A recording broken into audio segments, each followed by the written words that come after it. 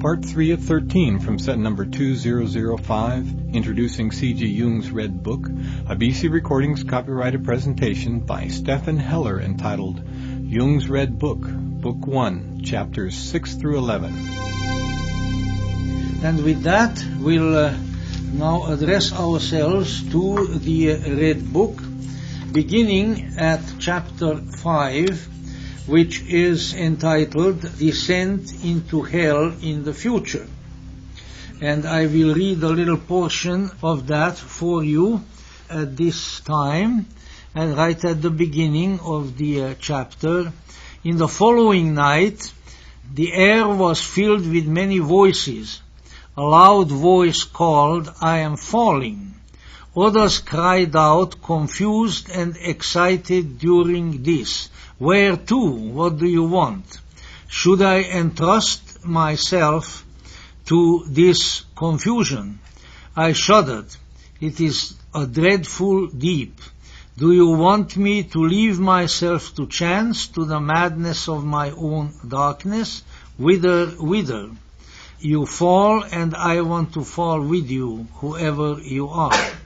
The spirit of the depths opened my eyes, and I caught a glimpse of the inner things, the world of my soul, many-formed and changing. I see, now comes the vision, or at least portion of it. I see a grey rock. I see a grey rock face, along which I sink into great depths.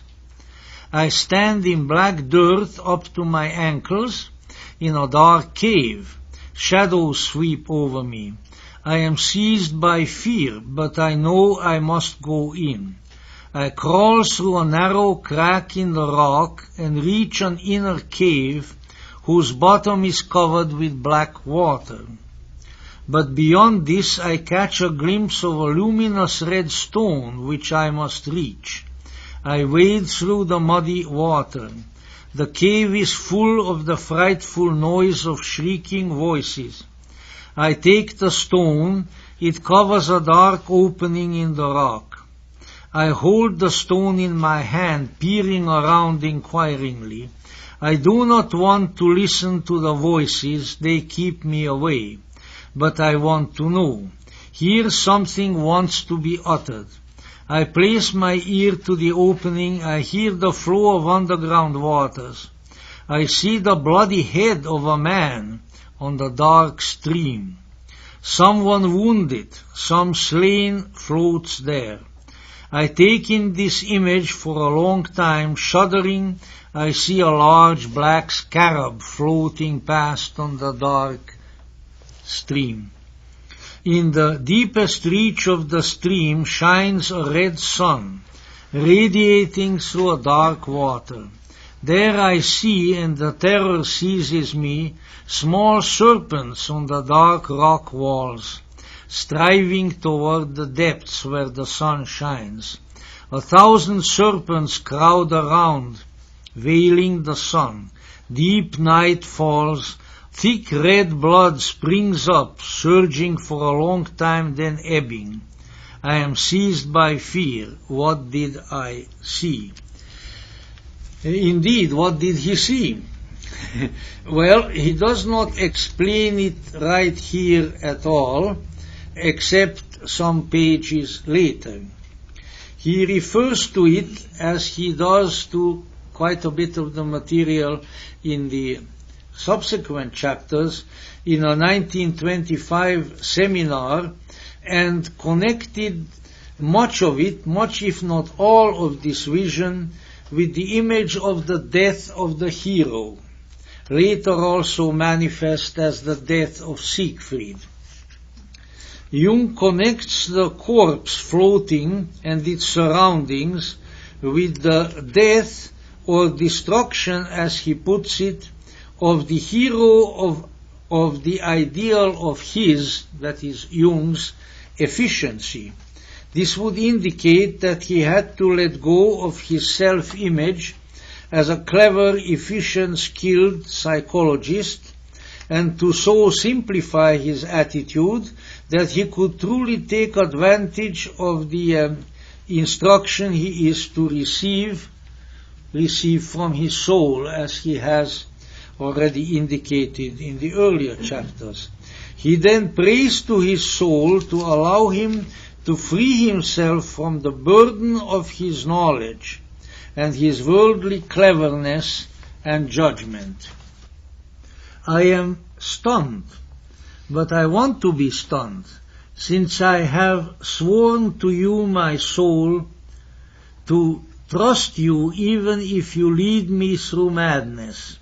How shall I ever walk under your sun if I do not drink the bitter draught of slumber to the lees? Help me so that I do not choke on my own knowledge. The fullness of my knowledge threatens to fall in on me. My knowledge has 1,000 voices, an army roaring like lions. The air trembles when they speak, and I am their defenseless sacrifice. Keep it far from me, science, that clever knower, that bad prison master who binds the soul and imprisons it in a lightless cell. But above all, protect me from the serpent of judgment, which only appears to be a healing serpent, yet in your depths its infernal poison and agonizing death.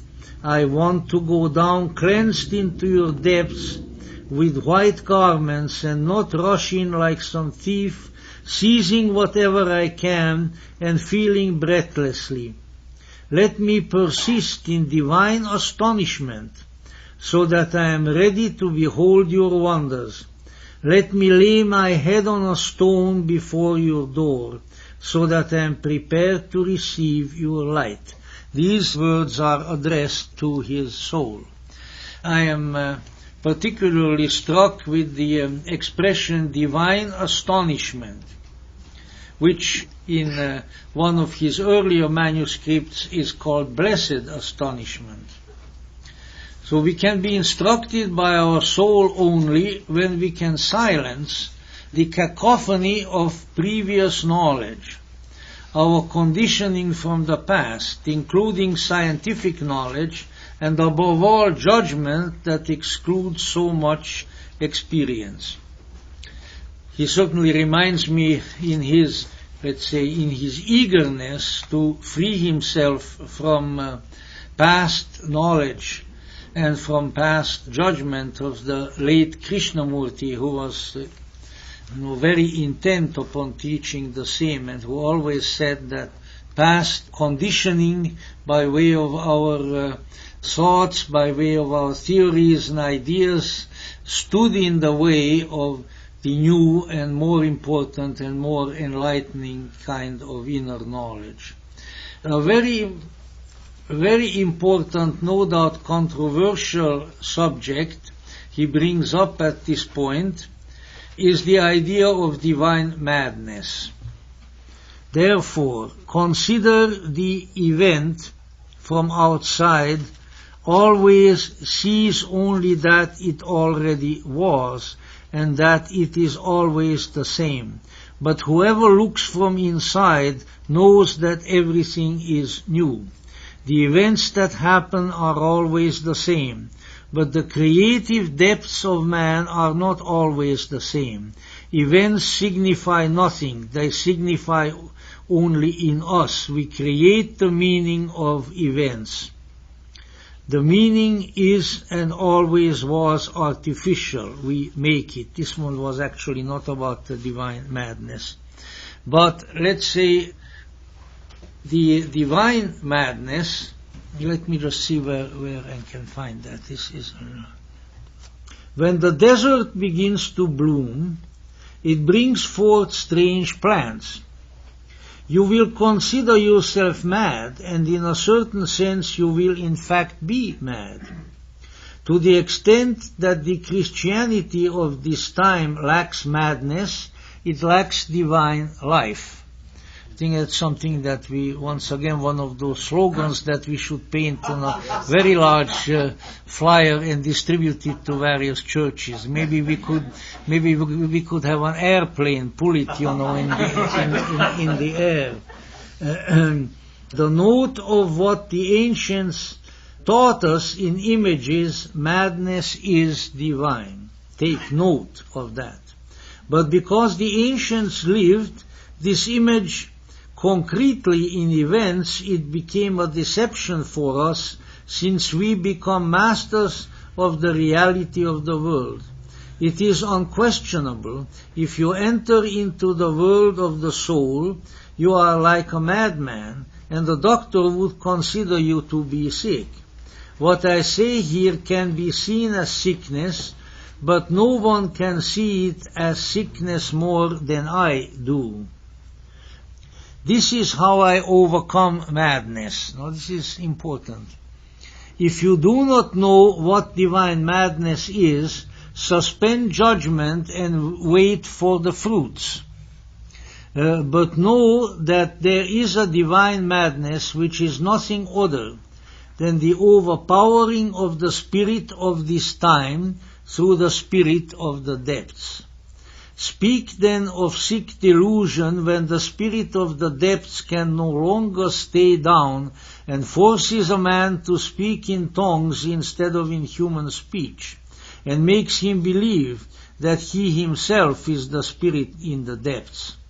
But also speak of sick delusion when the spirit of this time does not leave a man and forces him to see only the surface, to deny the spirit of the depths, and to take himself for the spirit of the times. He's talking about both. When we identify with either of these, then we are not at the right place.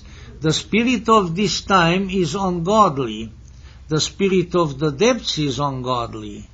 Balance is godly. Because I was caught up in the spirit of this time, precisely what happened to me on this night had to happen to me, namely that the spirit of the depths erupted with force and swept away the spirit of this time with a powerful wave. But the spirit of the depths had gained this power because I had spoken to my soul during 25 nights in the desert, and I had given her all my love and submission. But during the 25 days, I gave all my love and submission to things, to men, and to thoughts of this time. That was during the day. At night, he spoke with his soul. In the daytime, he spoke to outer things. That's important here to remember. Thus can you differentiate sick and divine delusion. Whoever does the one and does without the other, you may call sick, since he is out of balance. But who can withstand fear when the divine intoxication and madness comes to him? Love, soul, and God are beautiful and terrible. The ancients brought over some of the beauty of God into this world, and this world became so beautiful that it appeared to the spirit of the time to be fulfillment, and better than the bosom of the Godhead. The frightfulness and cruelty of the world lay on the wraps and in the depths of our hearts. If the spirit of the depths seizes you, you will feel the cruelty and cry out in torment. The spirit of the depths is pregnant with ice, fire, and death. You are right to fear the spirit of the depths, as he is full also of horror. Now, divine madness. The concept of divine madness has a distinguished history, which goes back to the ancients and particularly to Plato. I have on many an occasion, in connection with other subjects, quoted Plato here, where he says that what we need to a very great extent is the mania, the divine madness. And so it's really a tradition that comes down to us a long, long time, and for some very distinguished sources. It is, of course, at least in the usage of Plato in the ancient Greek, it is a synonym for what? For an altered state of consciousness. of certainly a certain kind. Jung also brings to our attention that while divine madness, in this case the upwelling of the spirit of the depths, is of great importance and great utility, one can succumb to it entirely, and then it can become just sick delusion. He poetically states that for 25 nights he was in the spiritual desert, and he was dealing unreservedly with the spirit of the depths. But in the daytime he was working with what we might call the ego world, the spirit of this time, and that this kept him in balance. So we should not lose our footing in this world while we are allowing the inner world to enter our consciousness.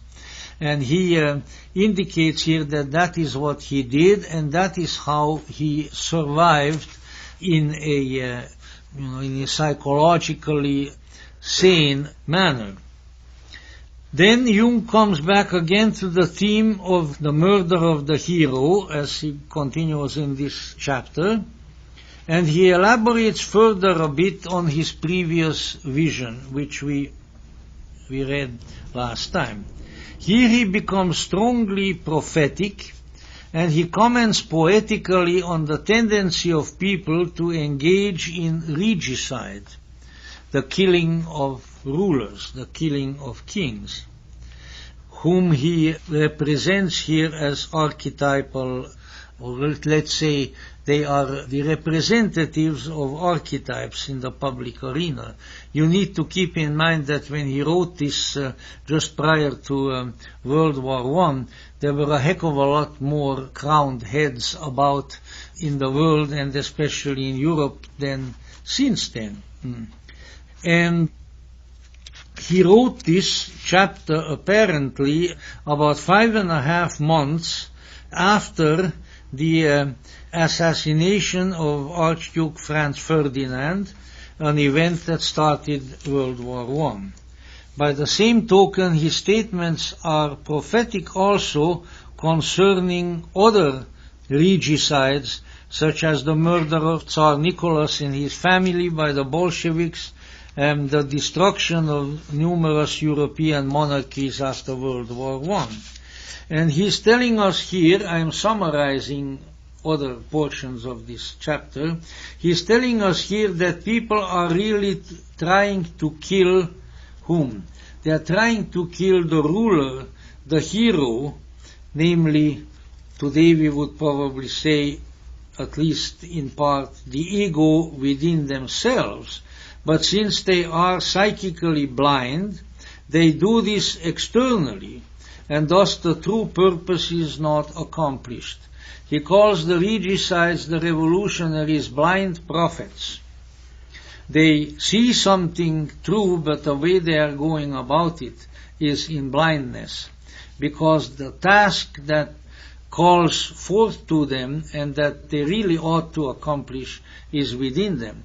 But instead of that, they project it outward, and they bring about or facilitate various changes of a revolutionary nature. They cause various upheavals in the outer world, and none of that is really of any great use.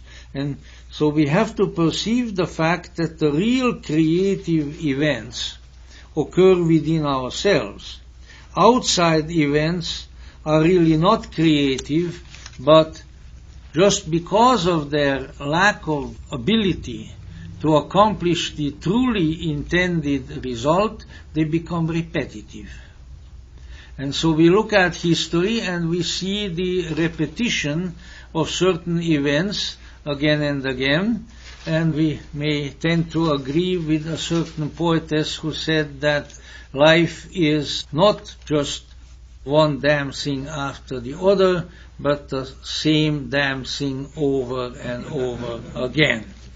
That, of course, is not mentioned by Jung, but it is implicit here. But here is really, you might say, the deep psychological reason for it. So we need creative developments ourselves. Ultimately, we need a radical transformation within ourselves. But we place our hopes in outside events, and thus the events and the people within the events disappoint us. Then he comments quite obviously on the war, being World War I, that, and I quote, "People fall on their brothers with mighty weapons and bloody acts." Certainly very, very true of World War I and of World War II. They should sacrifice the hero in themselves, but because they do not know this, they kill their courageous brother. This is also exact quotation from Jung in the book, in the Red Book. So in the latter part of this chapter 5, he points out that when people individually or collectively, as the term was used later on in depth psychology, live out the internal necessities of the psyche, instead of letting them happen within themselves, they are not going to change. Only the external events will happen.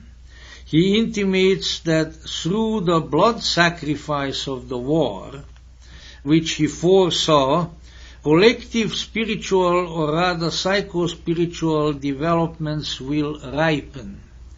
And so as much as he disapproved of the tremendous bloodshed, he also saw it as a collective psychological blood sacrifice, which may help to ripen some further developments, further transformation. Of course, we know now that one of the unfortunate consequences in many ways of the war, of World War I, was what? Was World War II.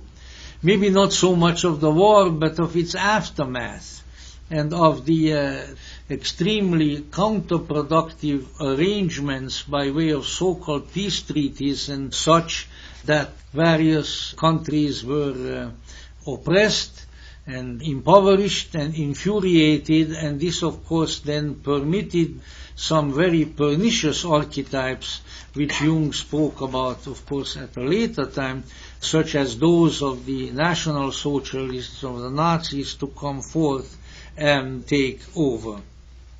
He also shows here that as the heroes are slain, great darkness will rise from the collective and also will do further terrible things, so that the war is not going to be the end of the horrors. The important issue that he discusses here is, of course, that most political events of any kind, not just bloody warfare, not just regicide, not just terrorism, to use a term of more contemporary relevance, but that political events are most often projections of interior psychic movements, and if this is not recognized, then the real change, the real sacrifice does not happen, because that one must be inside of us, and when we do not see that, and when we purely engage in these actions outside, then we have completely missed the point.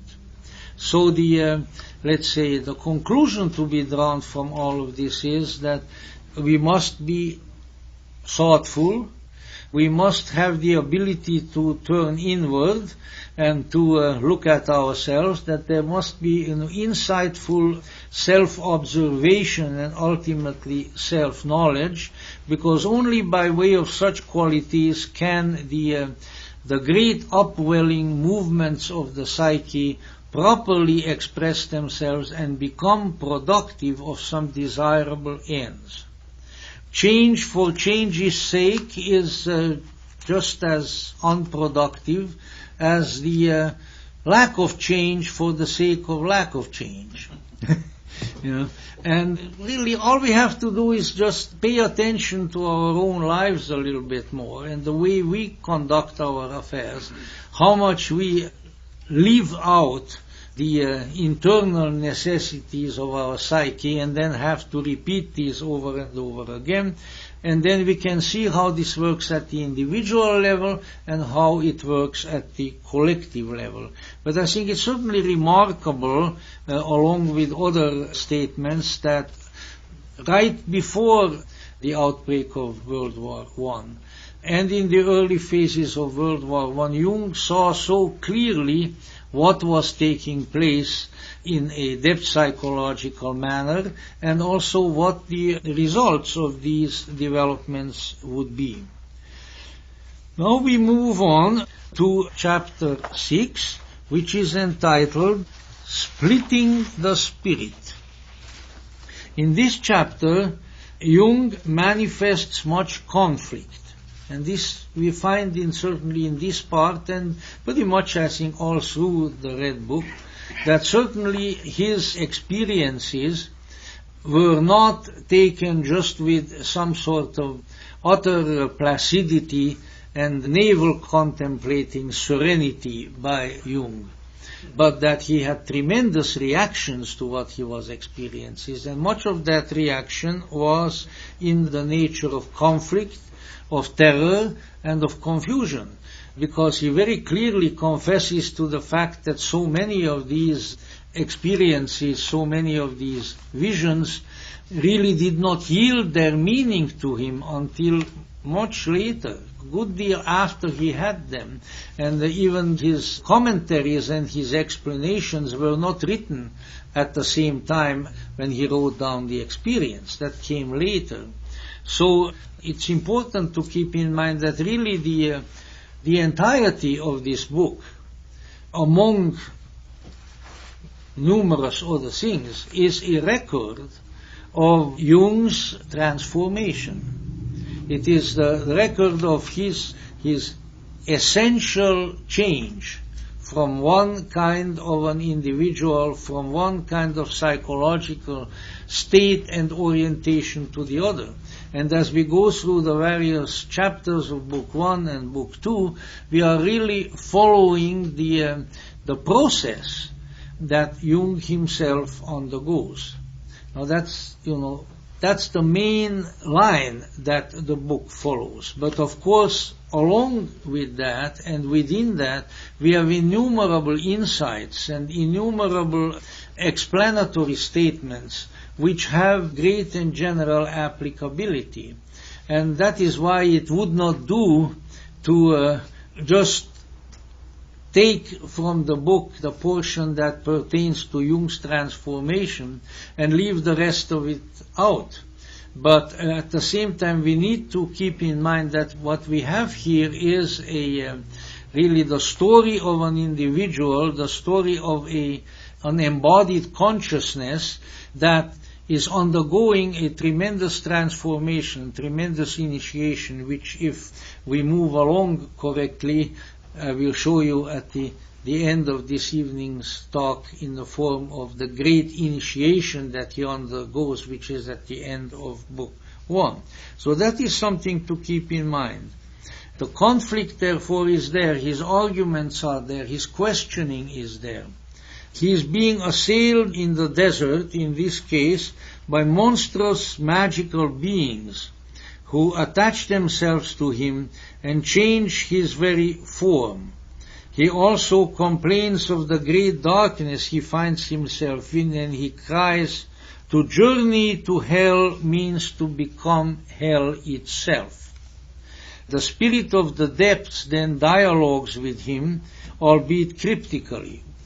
The two great primal duality which appeared at the very beginning of the book, in the very first chapter, the spirit of the depths and the spirit of, not just the spirit of time, it's the spirit of this time, dieser Zeit. Okay? These two are in conflict with each other and are trying to come to ultimately to a creative reconciliation. And that is sort of really the underlying background of the entire process of transformation. That just like all the rest of us, for a long time, he feels even though I am sure that he was a lot more creative in that respect and had a much more permeable psyche than any of us, that he addressed himself to the world of ego, to the world of external concerns and interests, and that eventually the spirit of the depths, very profound force and energy of the deep archetypal psyche erupted and broke forth. And then the great interaction of these two taking place, of course, within his psyche began. And there is the poor fellow, just being caught up in this terrible back and forth, in this terrible process, and not knowing, at least for a long time, hardly what is going on, but at least in spite of his argumentation and so forth, having the wisdom to persevere and not to interrupt this. And so this always comes up again and again, that great duality. You can also discern kind of prefigurations of the later fate of these insights, of many of these insights and this material, when he translated the process that is explicitly stated in a direct manner in the Red Book into alchemical symbolism, as we know. Because the ultimate fate, since this book was not published, the ultimate fate of the material disclosed here was that he, after receiving the Chinese alchemical treatise of the Golden Flower from Richard Wilhelm, he got the inspiration that this process, which he himself went through and which he recorded in the Red Book, can be seen in the symbolism of alchemy, and that he could communicate it in that fashion to a large number of people who perhaps would not be able to deal with the material of the Red Book, as assuredly I think they would not have been. So it's, at least in my opinion, and that's just an opinion, there is a kind of underlying synchronistic and magical mystical reason why this book has been published at this time, and that is that this is the time when at least a goodly number of people will be able to deal with this material. That's sort of at our own individual levels. And if this had been published soon after it was written in the 1920s or so forth, certainly its reception would have been of a very, very different nature. So this is really in many ways a kairos, as the Greeks would call it. This is the time when the gods are reborn. This is the time when the great architects come forth. And in many ways this is the record of their activities. This is their sacred book. This is their mirror. And that is probably why this has become available to us now rather than that on other time, but I'm getting ahead of myself. As the spirit of the depths dialogues with him, here is an example. Jung says to the spirit of the depths, the archetypal force, "You weave the thickest darkness, and I am like a madman caught in your net, but I yearn, teach me." Now, so sort of get the spirit of that, What is happening is terrible, it's disturbing to me, it's breaking me down, it's dark, it's horrible, but you know what? I yearn, teach me. I am not going to get out of it. I am here to stay, I am here to persevere, because that is how this process will be completed. And it's really that perseverance and that courage, really heroic in its own way, not in the external way, but in the internal way, that made Jung who he was, and that enabled him to do what he did. His soul answers him saying, now he speaks to the spirit of the depths, but the soul picks up the conversation, and the soul says, indicating, don't be so impressed with all that darkness you are talking about. My path is light. And to Jung's argument, the soul then replies further, when he says, well, maybe your path is light, but I don't see it, in so many words, then the soul answers back, my light is not of this world.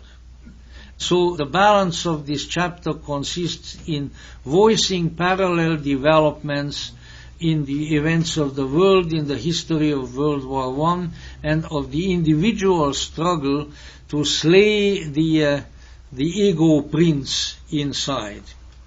And with that we move on now to chapter 7, very, very important chapter, the murder of the hero. Jung now sees himself in a vision, and here I'll summarize because I think it's easier done that way. He sees himself in a vision in the company of a young, small, brown man, and they are in the high mountains, which of course is an image not difficult to come by in Switzerland. I lived in a place for 5 years very similar to Switzerland in the Austrian Alps, and there too, wherever you look, mountain. You know what, you get kind of tired of it after a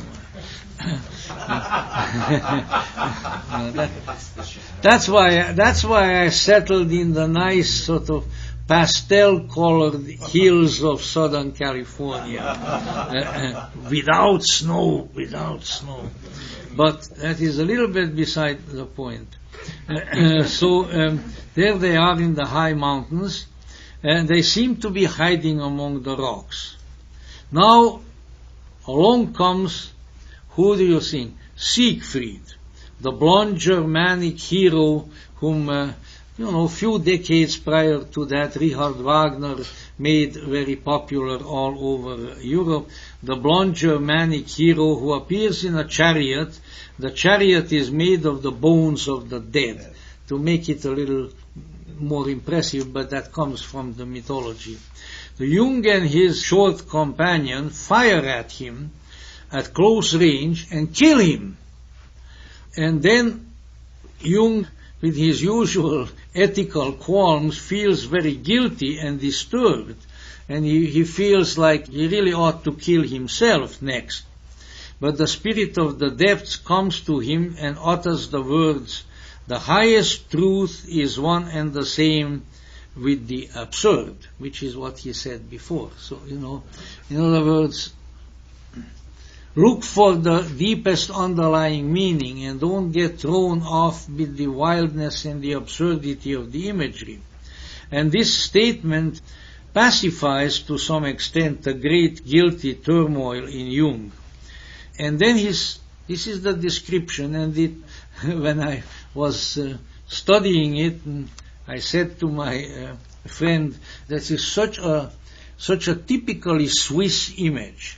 Here are these two rascals, Jung and his shadow, because that's how it turns out, sitting up in the mountains, and then there is a narrow passage between the rocks, sort of a narrow road, and there comes Siegfried, his chariot, great triumphant expression on his face, his blonde hair probably flying in the wind, and boom, boom, they shoot him and finish him off. Because that's the kind of thing that the Swiss were wont to do in their history, in the famous drama by Schiller, Wilhelm Tell. That is how they get the evil governor of Switzerland, when they say, through the Gasse muss er kommen, through this narrow place he must go, there is no other way through here, and then they kill him. So he has sort of picked up, let's say, on the ancient customs of his nation, of killing people on the mountain roads. So his commentaries then turn again to the recognition that people do not know that they should kill the gods in themselves. And the way he puts it is that gods, when they get old, their form no longer expresses their meaning and their life, and then they have to go. The editor quotes several passages from the unpublished notes called the Black Book, which indicate that Jung came to recognize that Siegfried was a complex figure representing his ideal of force and efficiency. Those were the words used in the Black Book. That what he has done here, he deposed his superior function in the killing of Siegfried. By the way, I am sure that in some of the literature you may have come across all the attempts of various writers and biographers and so forth who tried to interpret this, because the dream of Siegfried, the dream vision of Siegfried's slaying, he allowed to come out. He spoke about that at some time. And so they said, that was the image of how that was a symbolic statement of how he did away with his master Freud. Now, if you have any idea of what Sigmund Freud looked like, here's this slender, dark-haired, very Semitic-looking gentleman, very good-looking man at that, and so forth. And so this is Siegfried coming down in the chariot with his blonde hair. Come on, give me a break. Such a change would not occur. They certainly then others said, no, it wasn't Freud, it was Jung himself was Siegfried. So in other words, all of this speculation, but here we can see, in a sense it was Jung himself, certain, part of Jung. And so now the question arises, really, what does all this mean for us in a more precise fashion? Well, we know that we identify with certain attitudes and motivations which represent what nowadays so often ad infinitum and ad nauseam is called our self-esteem. Our self-esteem. And as long as we are identified with the part of ourselves that embodies these qualities, the hero who conquers the outer world, the exalted ego, the inner Siegfried, at some point, if there is to be an essential change, if, so to say, room is to be made for a different kind of self, then this inner Siegfried has to be slain in order for the deep unconscious, the spirit of the depths, to become manifest. Now, slaying should not be taken too literally. It means that the self-esteem and ego complex has to diminish, has to become permeable, has to become acceptive of the deeper wisdom. We know from the editor's notes and quotations from various writings of Jung, Black Book and otherwise, that Jung didn't even like Siegfried. It wasn't a very sympathetic figure to him. So there has to be a coming together of the valuable part, we might say the valuable part of the ego world that prides itself on its high knowledge and consciousness, which appears to be absurd to the ego. So there has to be a diminishing, there has to be this one somewhere, it has to open up, it has to crack open. And indeed, it could be said, I think with a good deal of justification, that all the yogas, all the monastic spiritual exercises and the disciplines are designed to slay Siegfried. When the time has come in a person's life to let go of the heroic ego, then the slaying must be accomplished, and it requires all of the available resources of our consciousness to do it. And that is why, whom does he have as his helper? He has a shadow figure. This is one of those times when we need to enlist the aid of the shadow. It is maybe one of the first, at least symbolic ways in which Jung expresses the truth that we need the shadow in order to help us to accomplish certain very important tasks. If the shadow always remains in the dark, we don't have all of our resources at our command. And that is of great importance. The young dark man in the vision is the shadow who becomes the helper. And Jung recognizes that what happened was necessary, and thus he experiences relief. He doesn't feel guilty, he doesn't feel disturbed about it anymore. He knows that this is what had to happen. The next chapter, which is chapter 8, is called The Conception of the God. Now, what we have in this chapter is the intimation of a new reality, a new way of being that follows upon the slaying of the hero. Jung uses numerous metaphors, mentions that the new God can only be discovered when one allows oneself to descend into the depths. He dwells at some length on the legend of Christ's descent into hell, the harrowing of hell, as a metaphor of the new God, the God who is about to resurrect, who descends into the darkness and acquires a knowledge of the darkness and of evil. So he says, if Christ had not descended into hell in the time, when this legend puts it between his death and resurrection, then he would not have been a total or a complete Savior. So the new God, the new Christ, attains to what Jung here calls ambiguity, namely the ability to function in light and dark, in order and chaos, in heaven and hell, with equal ease. We have a somewhat different version, and yet I think it is a version, of the old Gnostic Manichaean statement declaring that the darkness contains the captured seeds of light. And that, of course, in the legendary of the harrowing of hell, that is really what happens, because Christ goes to liberate the souls in prison. So we must seek the light not only in the light world, which is really a rather easy task at that, but in the darkness as well, otherwise we shall never know the light that shines in the darkness.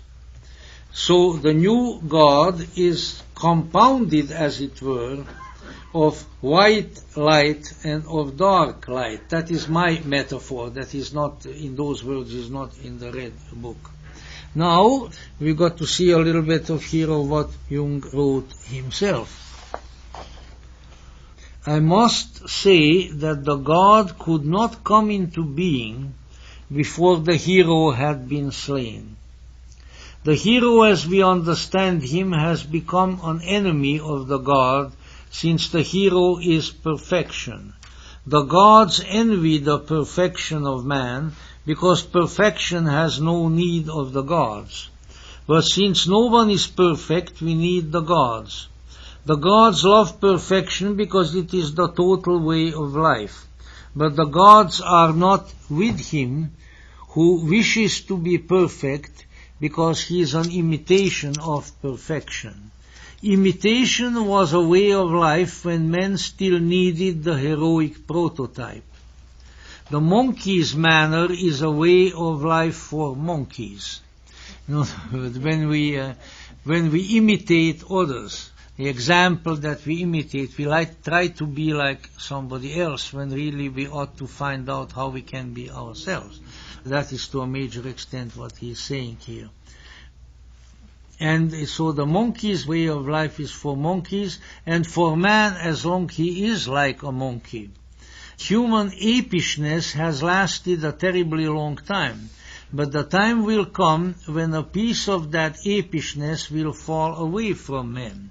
That will be a time of salvation and the dove, and the eternal fire and redemption will descend.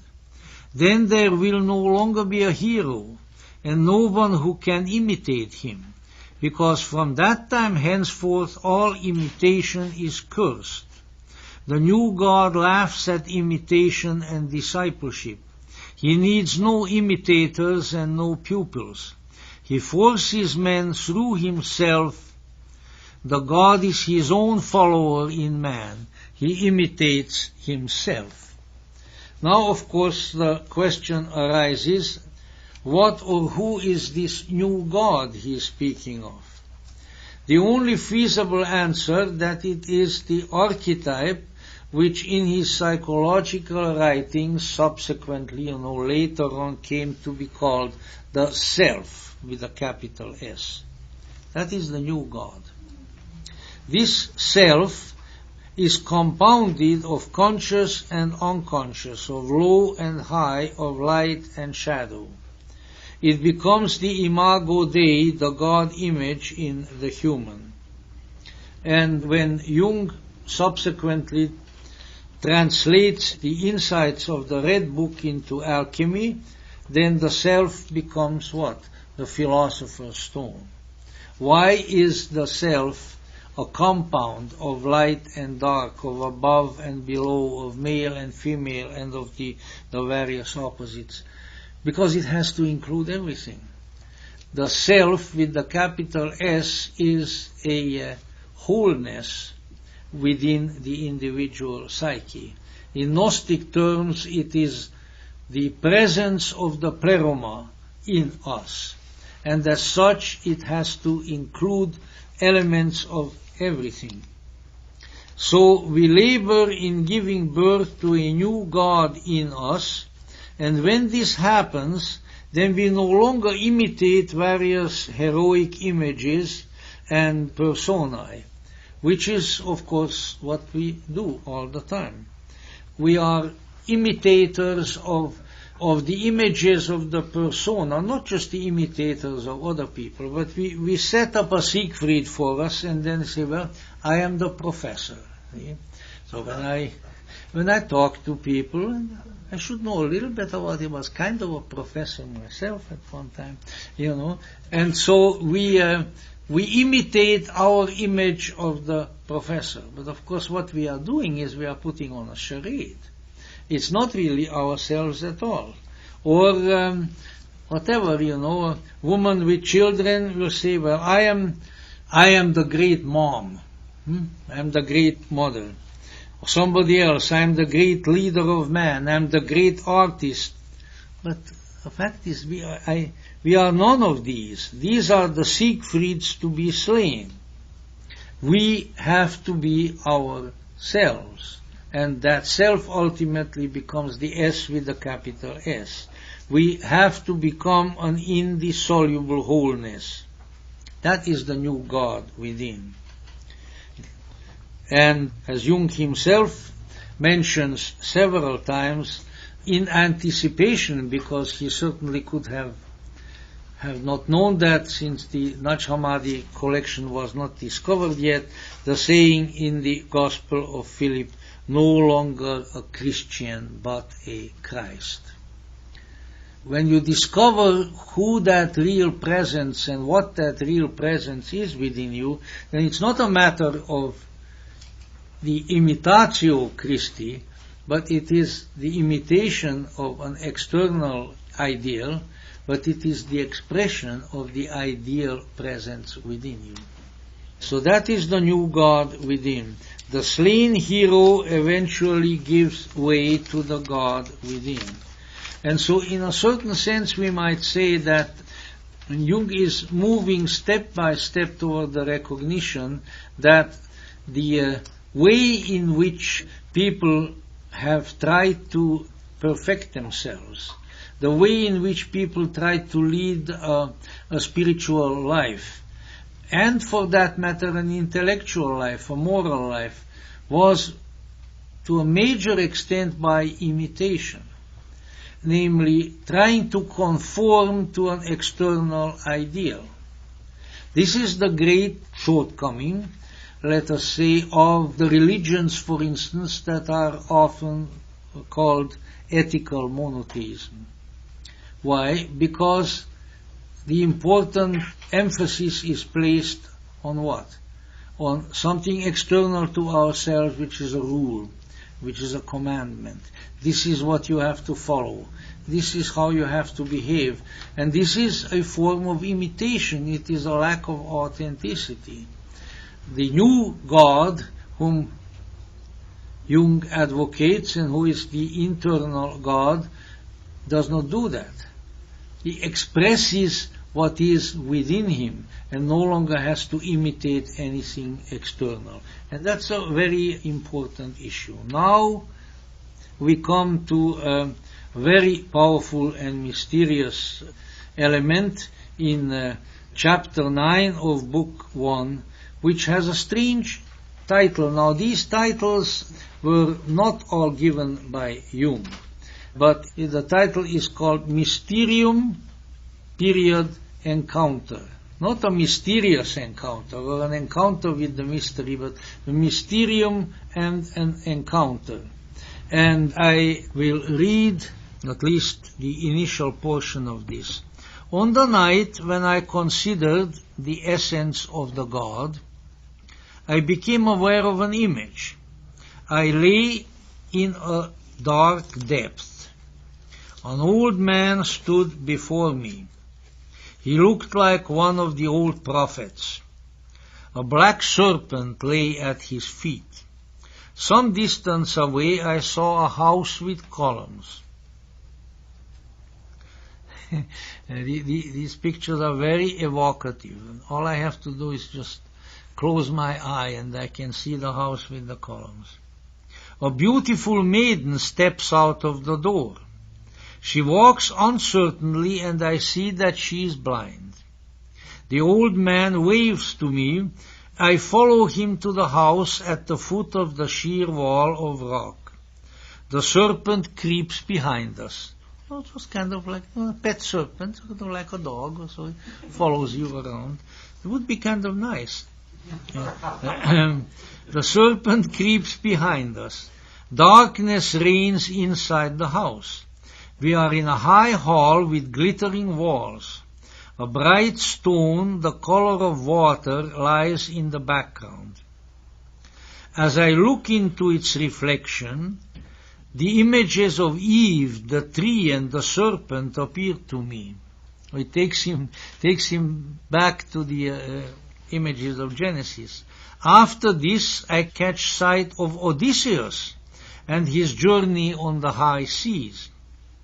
Suddenly a door opens on the right onto a garden full of bright sunshine. We step outside and the old man says to me, "Do you know where you are?" And now it's a dialogue. So I will say, I am a stranger here and everything seems strange to me. Anxious as in a dream. Who are you? That's Jung talking to the old man. The old man says, "I am Elijah, and this is my daughter Salome." I, the daughter of Herod, the bloodthirsty woman. See, it is sometimes a bad thing when you know too much Bible. Then it beclouds your judgment. Elijah, why do you judge so? You see that she is blind. She is my daughter, the daughter of the prophet. I, what miracle has united you? Elijah, it is no miracle, it was so from the beginning. My wisdom and my daughter are one. What kind of a wisdom is female? What kind of a wisdom is a daughter? I think the Gnostics know it as Sophia. I am shocked. I am incapable of grasping it. Elijah, consider this. Her blindness and my sight have made us companions through eternity. I, forgive my astonishment. Am I truly in the underworld? And now there is Salome, who steps forward and speaks. Rather forthright she is. I like forthright women like that. She comes up to Jung and says, "Do you love me?" Now, that's cut, that's cutting right to the to the important part. And I, how can I love you? How do you come to this question? I see only one thing. You are Salome, a tiger. Your hands are stained with the blood of the Holy One.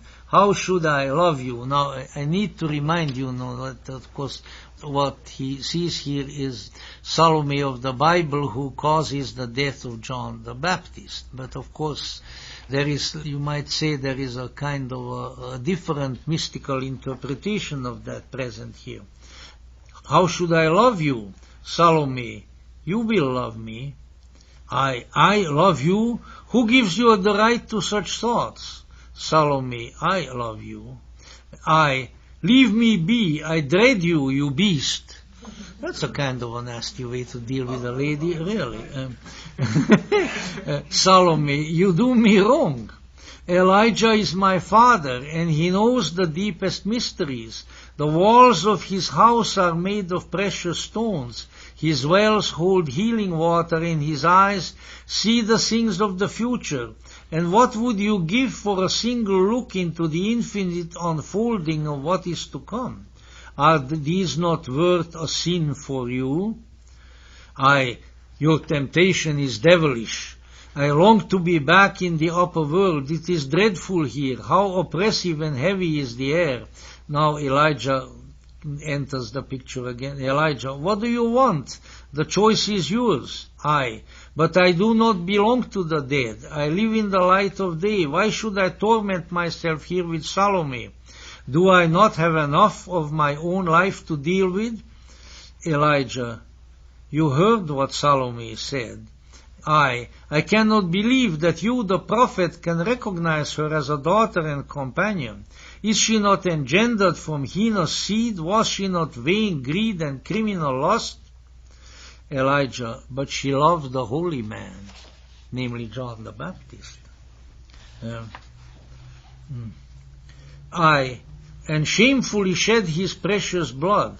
Elijah, she loved the prophet who announced the new God to the world.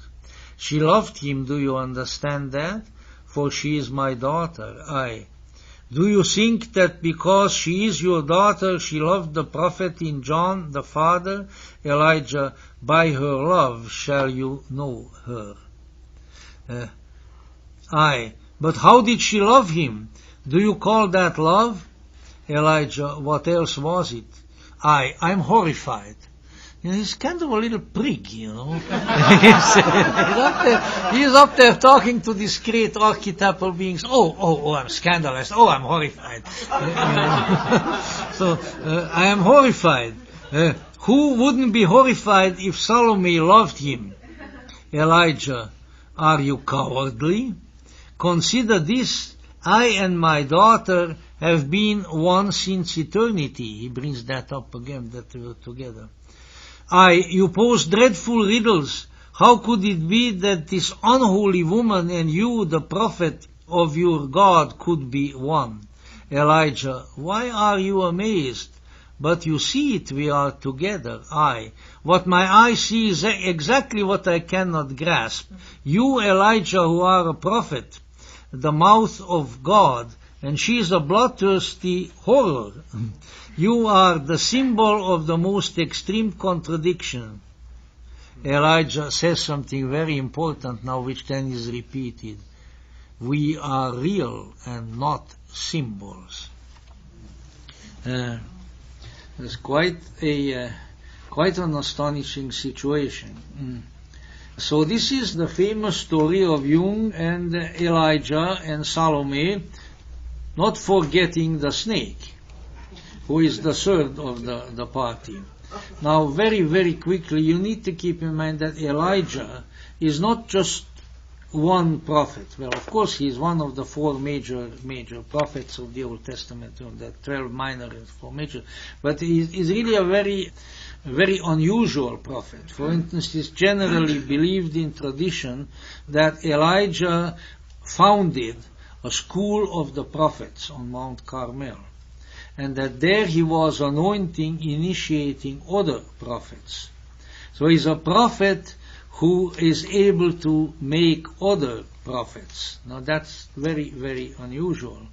And so his fame as the great archetypal prophetic figure continues for a very, very long time. All through the Middle Ages and so forth, he's involved in Rosicrucian lore, in all kinds of important documents.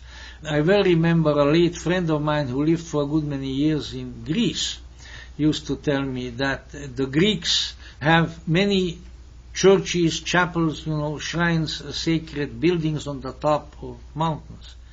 And says each and every one of them is named after Elijah. And the Greek word is Elias. And the ancient Greek name for the sun god is Helios. You see, the H, Helios, the H is not pronounced in Greek. And so, how does Elijah leave this world? He's the primary deathless one, because the fiery chariot comes and picks him up. And what does the sun god Helios ride through the sky? Fiery chariot. So there's a very ancient, very important archetype of light and power, here. So it is generally believed by interpreters, for instance, that Jung enters the world of the archetypes as such here. It has also been suggested that Elijah disguise or a prefiguration for Philemon, who is to appear later. And Jung himself describes this as a play, a mystery. And he states emphatically that it is his own, not anyone else's. He says, it is my secret, not yours, what he now undergoes.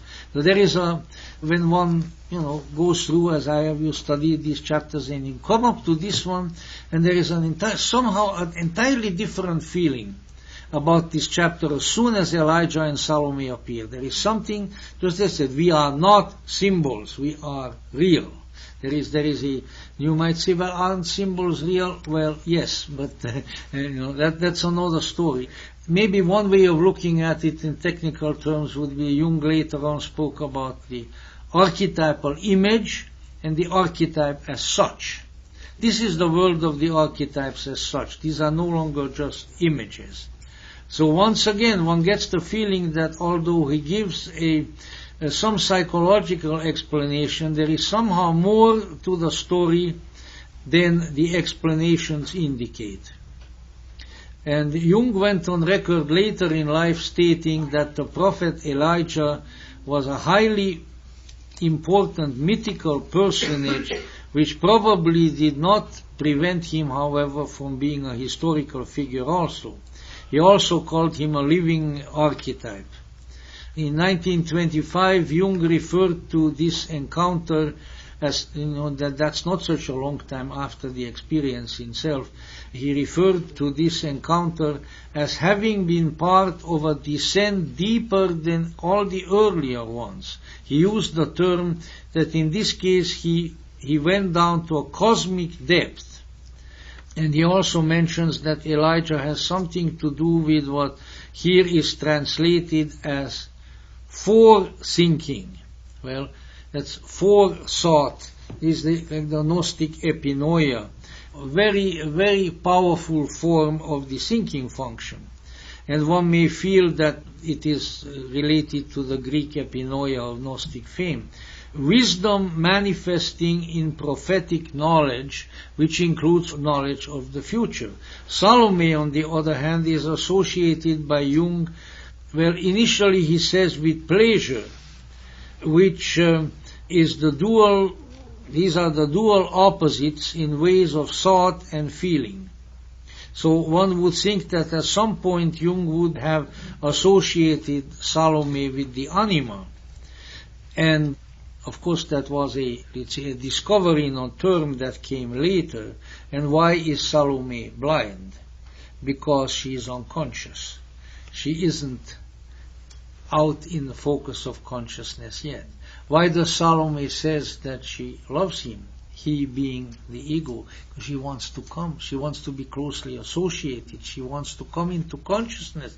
She wants to come into the life of the individual. So, and eventually Jung speaks of the serpent as well, of which he was rather frightened initially, as one often is of serpents. He says, the serpent is the earthly essence of man, of which he is not conscious. Its character changes according to peoples and lands, since it is the mystery that flows to him, namely to the human, from the nourishing earth mother. So it is a sort of a trinity, the man of light, Elijah, the female, the woman of feeling, who is Salome, and the snake, who is really sort of like their pet, because he supplies the third factor of energy that accomplishes the mystery. So there is a trinity, and the snake is a very important factor within it. We move on to the 10th chapter, called Instruction. And in this, Jung confronts the archetypal pair, Elijah and Salome, and voices to them his confusion and disturbance. Once again, he has this great experience to meet these two, but he's shook up. Elijah and Salome try to assure him and comfort him, but really only with moderate success. It seems that the archetypal pair were planning a certain development for him, and that this had to do, at least in part, with the love of Salome for him, but he resists. He is too impressed by the bad biblical reputation of Salome as a wanton woman who, demands the head of John the Baptist, and then her stepfather has John executed.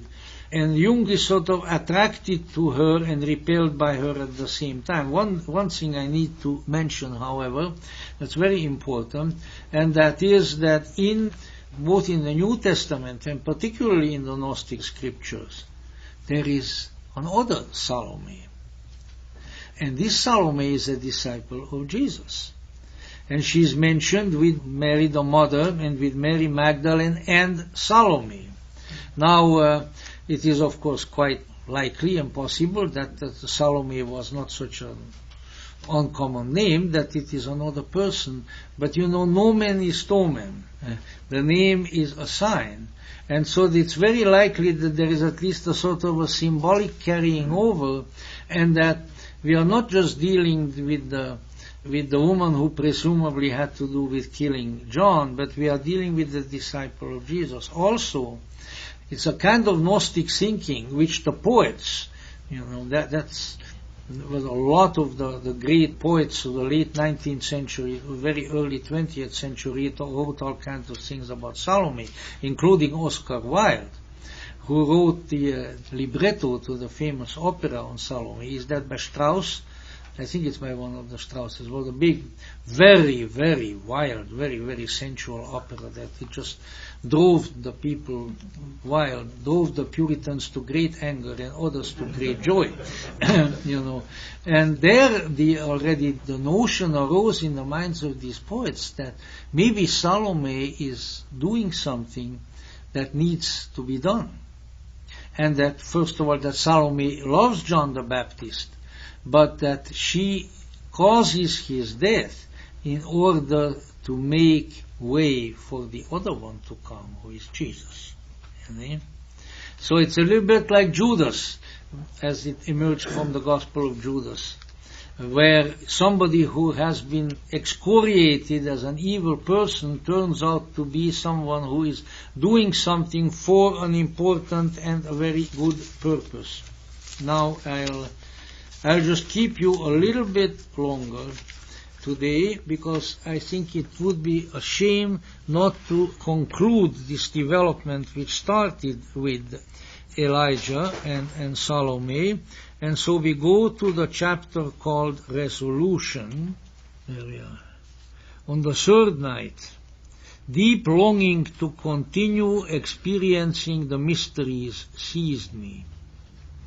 The struggle between doubt and desire was great in me, but suddenly I saw that I stood before a steep ridge in a wasteland. It is a dazzling bright day. I catch sight of the prophet high above me. That's, of course, Elijah. His hand makes an averting movement, and I abandon my decision to climb up. I wait below, gazing upward. I look to the right, it is dark night. To the left, it is bright day. So once again, the light and dark, the yin and the yang, the opposites. The rock separates day and night. On the dark side lies a big black serpent. On the bright side, a white serpent. They thrust their heads toward each other, eager for battle. Elijah stands on the heights above them. The serpents pounce on one another, and terrible wrestling ensues. The black serpent seems to be stronger, as often is the case. Evil always seems stronger than good. The white serpent draws back. Great billows of dust rise from the place of struggle. But then I see the black serpent pulls itself back again. The front part of its body has become white. Both serpents curl above themselves, one in light, the other in darkness. Elijah is there and speaks to him. Elijah, what did you see? I saw the fight of two formidable serpents. It seemed to me as if the black would overcome the white serpent. But behold, the black one withdrew, and its head and the top part of its body had turned white. Elijah, do you understand that? I have thought it over, but I cannot understand it. Should it mean that the power of the good light will become so great that even the darkness that resists it will be illumined by it? Elijah climbs before me into the heights, to a very high summit. I follow. On the peak we come to some masonry made of huge blocks. It is a round embankment on the summit. Inside lies a large courtyard, and there is a mighty boulder in the middle like an altar. The prophet stands on this stone and says, "This is the temple of the sun. This place is a vessel that collects the light from the sun." Now there are two elements in part very, very quickly because we are late. First is the struggle of the two serpents. The second is the revelation of the temple of the sun. The two serpents once again seem to refer to the struggle and the interaction of the opposites. The implications of this image are no doubt manifold, but Jung's explanation is no doubt very telling. The darkness almost conquers the light, but in the struggle it absorbs enough light to be illumined by it. Unconsciousness, that which is without light, always seeks the light, even though it struggles against it. So the fighting, however, is contact. In the course of the fight, one becomes somewhat like one's opponent. And this, of course, can exist on many levels. Now, the temple of the sun, a place where the force of the supernal light, the alchemists call lumen Dei, is concentrated so it may flow into the earth. And the remaining portion of the story of Jung's experiences with Elijah, at least in this part of the book, has much to do with how this celestial light is channeled into the receptacle of earth. Now the temple, that of course has to do with the temple of the sun. Elijah now climbs down from his high perch in the subsequent passages and descends to the lower regions. He descends into a subterranean cave. And in so doing, he decreases in size and becomes a dwarf-like figure, quite unlike himself. Answering Jung's query who he is, he identifies himself as Mime, which is the name of a dwarf in Wagner's Ring of the Nibelung, who is a sort of a chthonic craftsman. And it's by no means a terribly admirable figure at that. Here Mime explains to Jung that the light of the sun collected on the high rock is transformed into a kind of water and flows down into the earth in many streams. And the dwarf identifies the subterranean sources of the water by saying, "These are my wells. Whoever drinks from these becomes wise." So it's sort of an indication that the highest light of the world descends to nourish, which comes from on high, descends to nourish the world, and indeed the underworld. So in this process of emanation, the wisdom figure Elijah himself diminishes and becomes a reduced figure. But fortunately, it doesn't remain that way. Elijah recovers his own form when Jung's vision rises once more to a more exalted state. So Jung continues to complain to Elijah about how everything is still dark to him. Also, he wants to know where Salome has gotten. Elijah chides him, "How impetuous you are! What is up with you? Step over to the stone, the crystal, and prepare yourself in its light." So there is the crystal is obviously a seeing stone where it induces visions. That's why he saw the scenes from Genesis and so forth there. Now ensues a large transformation scene that begins with images first of the Christ child with the black and white serpents in each hand. He sees the crucifixion scene, Christ's torment on the cross. He sees all these in the stone. Meanwhile, the Elijah serpent has appeared again and coiled itself around Jung's feet. It's quite a pleasant old snake. Now the great initiation scene takes place, and I wanted to conclude with this, so you have to pardon me for the time element. Jung spreads his arms out wide in a crucifixion mode. Salome draws nigh. The serpent winds himself around Jung's body, and Jung's face becomes the face of a lion. Salome tells him that the Virgin Mary is Jung's mother, and when he protests, he's still very much the minister's son. He doesn't like these things being turned around. So when he protests, she tells him, "You are Christ." He feels crucified. The serpent squeezes his body fearfully. Blood flows from Jung's body. So now the serpent has shown another side of himself. Meanwhile, Salome is there, and she holds fast his feet, Jung's feet, and wraps her black hair round them. After a long time, Salome cries, "I see light." Clearly, she is no longer blind. The serpent falls off Jung's body. Elijah appears, and his form shines like a flame, and Elijah then says to Jung, "Your work is fulfilled here. Other things will come. Seek untiringly, and above all, write exactly what you see." This is the end of, really, in terms of the visionary story, really the end of Book 1, and it is really the great initiation of Jung. Now, what is this all about, very quickly?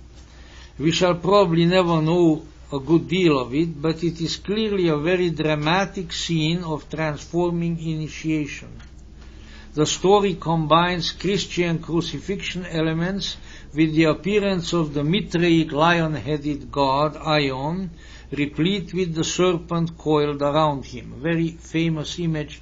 There are several famous statues of it throughout the world.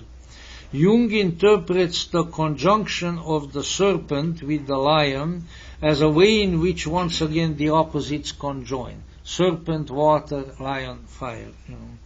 The mystery occurs, however, when Salome reacquires her sight.